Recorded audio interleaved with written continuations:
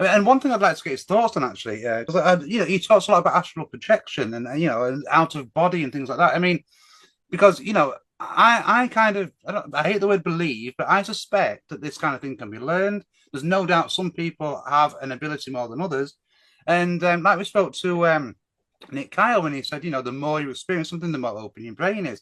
Well, yeah. Years ago, I mean, I had a bit of an interest in astral projection. It fascinated me, and I spoke to a lot of people who said they could do it or they had done it unintentionally or not.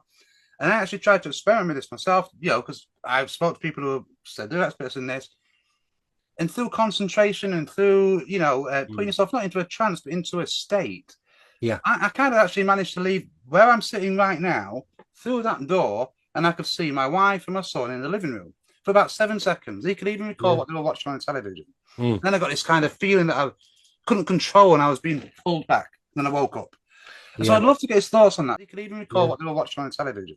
Mm. And then I got this kind of feeling that I couldn't control and I was being pulled back. And then I woke up. And so Yeah. I'd love to get his thoughts on that because I think it's something everyone Yeah. can do. That is Funnily enough, something. though, after the off the back of that, just quickly, that night I had the most bizarre what I thought at the time was an intense dream The of being same dragged night. from being dragged from my bed by an entity that it had a face but I couldn't see it, even though I was staring at it. Mm. Then I woke up from my bed and I thought that's a dream. That was just a dream. Terrifying. What they think dreams are is you're almost latching onto another version of yourself in another dimension. You know what I mean? Now, and I found this quite fascinating actually Yeah, because no, yeah, man. sometimes I Yeah. dream like I'm walking down my street and I'm Mm. walking, maybe we live around the corner from a chemist and a bus stop and a school.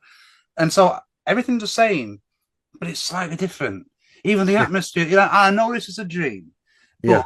when he was talking about that, I was thinking, well, maybe that's why in my dream things were a bit different. And you almost have that out of body experience when you dream.